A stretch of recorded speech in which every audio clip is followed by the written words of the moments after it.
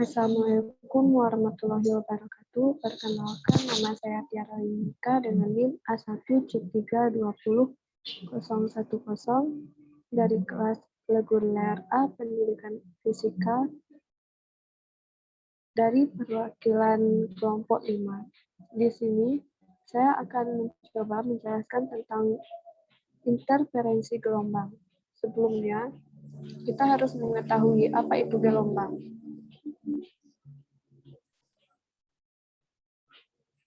Nah, di sini sudah tertera apa itu gelombang. Gelombang merupakan perambatan dari getaran. Perambatan gelombang tidak disertai dengan perpindahan materi-materi medium perantaranya. Gelombang dalam perambatannya memindahkan energi. Berdasarkan medium perambatannya, gelombang dibagi menjadi dua macam, yaitu gelombang mekanik dan gelombang elektromagnetik. Yang pertama, gelombang mekanik adalah gelombang yang dalam perambatannya memerlukan medium. Contoh, gelombang bunyi, gelombang tali, gelombang pegas, dan gelombang permukaan air. Selanjutnya, gelombang elektromagnetik adalah gelombang yang dalam perambatannya tidak memerlukan medium. Contohnya, gelombang radio. Berdasarkan arah getarnya, gelombang dapat dikelompokkan menjadi dua macam, yaitu gelombang transversal dan gelombang longitudinal. Gelombang transversal adalah gelombang yang arah getarannya tegak lurus dan merambat dan perambatan gelombang. Contohnya, gelombang pada tali dan gelombang cahaya. Selanjutnya, gelombang longitudinal merupakan gelombang yang arah getarannya berimpit atau sejajar dengan arah perambatan gelombang. Contohnya, gelombang bunyi atau gelombang tekanan udara. Ini merupakan salah satu contoh bentuk gelombang.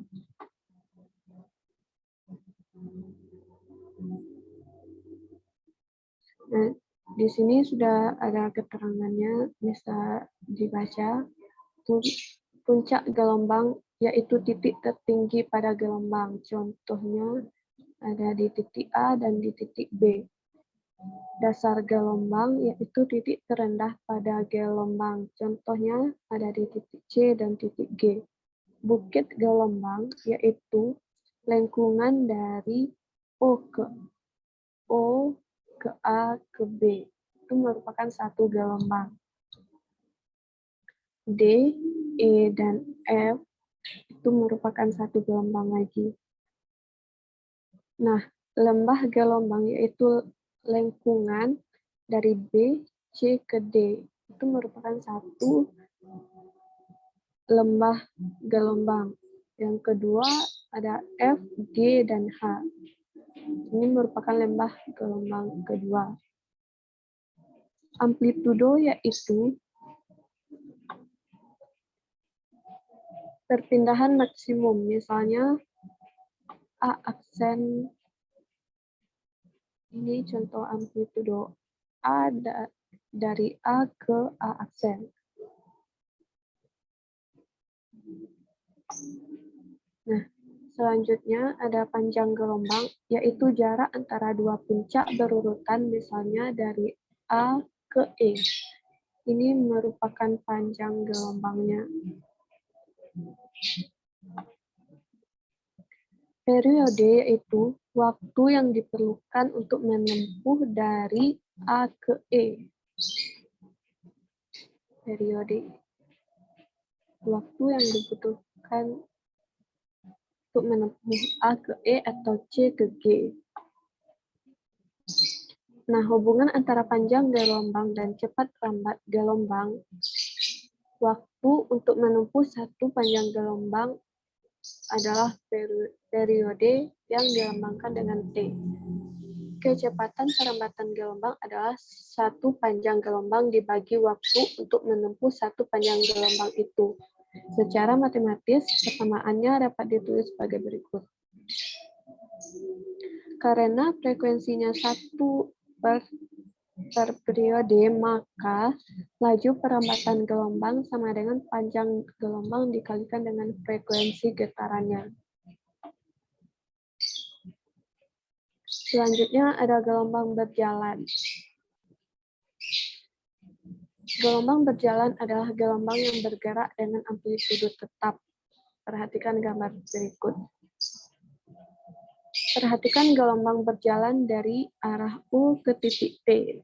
Perhatikan getaran gelombang dari titik O ke titik P yang berjarak X pada gambar di atas. Simpangan pada titik P tersebut dapat ditentukan dari simpangan getaran dengan menggunakan waktu perjalanannya. Jika U bergetar T detik seperti titik, berarti titik P telah bergetar TP detik dengan hubungan TP sama dengan T dikurang X per V.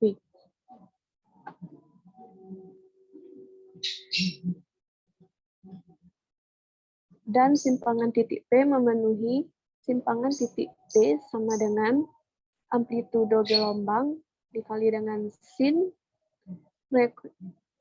frekuensi dikalikan dengan frekuensi sudut dan dikalikan dengan waktu gelombang pada P. Nah, baiklah teman-teman, selanjutnya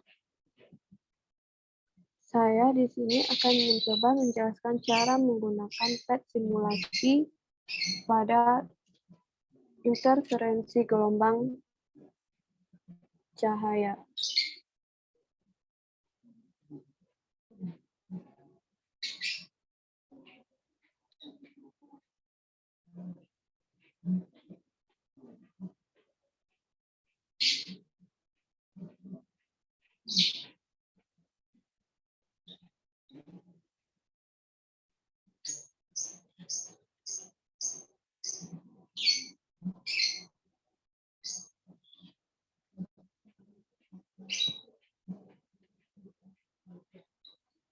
Nah, di sini udah ada, kita buka pada PET simulasi, yaitu dengan cara pilih fisik pada simulasi, kemudian pilih wave interference, kemudian klik interference. Nah, akan muncul seperti ini. Ini ada gelombang air, ada gelombang suara atau bunyi, dan kemudian yang terakhir ada gelombang cahaya. Nah, di sini kita akan mempraktikkan gelombang cahayanya. Di sini sudah terdapat 2 cahaya, dan di sini ada frekuensi, kita atur frekuensinya. Kemudian amplitudonya, separationnya kita atur menjadi 2500.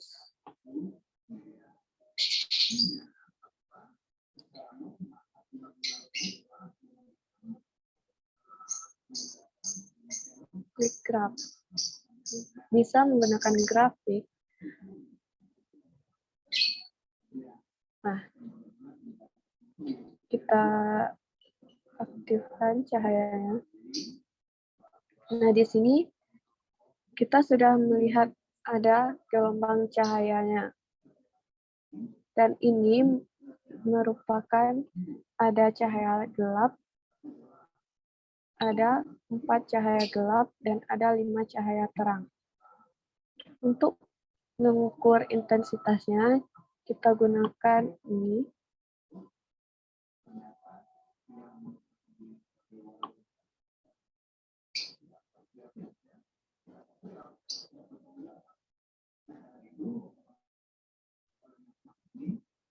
Nah,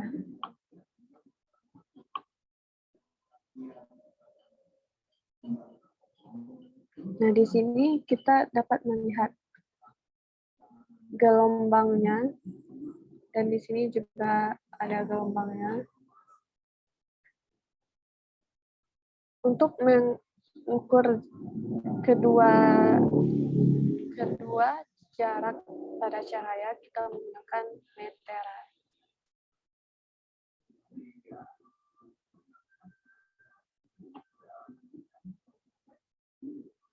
Nah, kurang lebih seperti itu. Jaraknya ada 22.146,5 nanometer. Di sini, jika kita membutuhkan untuk menghitung berapa kecepatan atau waktu pada gelombang cahaya ini, kita gunakan ini. Nah, kurang lebih seperti itu. Untuk selanjutnya,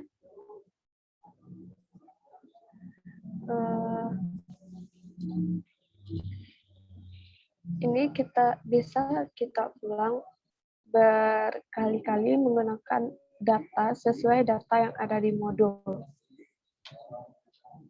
Untuk selanjutnya, ada interferensi gelombang cahaya pada dua celah atau celah ganda. Nah, di sini sudah terlihat sama, yaitu ada air, ada gelombang bunyi, ada gelombang cahaya. Ini kita menggunakan cahaya. Dan ini untuk mengatur jarak cahaya ke celah. Jarak celah ke cahaya.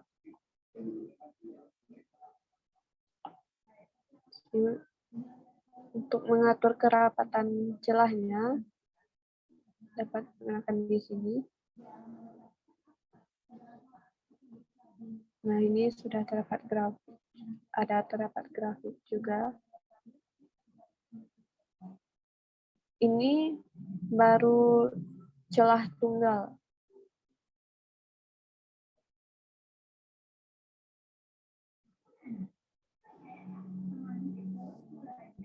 Untuk mengatur kecepatan intensitasnya, masih menggunakan alat ini.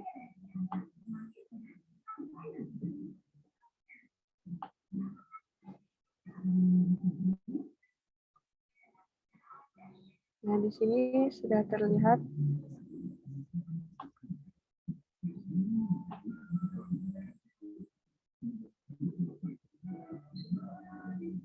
nah, untuk dua celah, kita dapat mengaturnya di sini. Kita menggunakan dua celah.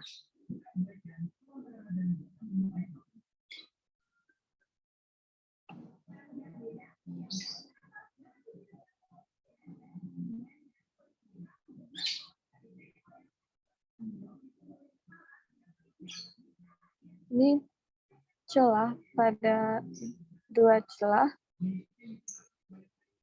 pada warna yang berbeda. Kita dapat mengatur intensitasnya bergerak lebih cepat.